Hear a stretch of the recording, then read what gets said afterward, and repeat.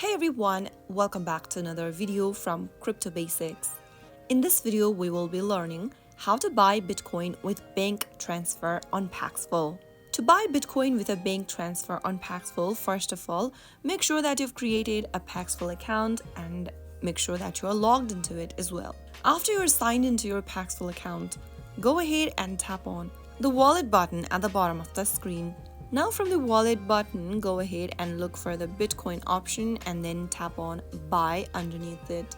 This will take you to the marketplace tab from where you can go ahead and look for sellers who accept bank transfer as the payment method.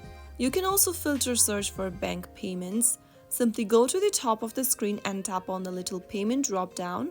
From the payment methods option, tap on bank transfer.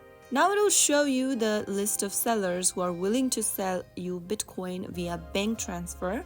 Simply tap the buy button right next to the seller, and then once you select the offer, you will enter a private chat with the seller. They will provide with their bank details. You can proceed to make the payment directly onto their account. You will also need to specify the amount of Bitcoin you want to buy and the currency as well. And that way you will be able to purchase Bitcoin with bank transfer on Paxful.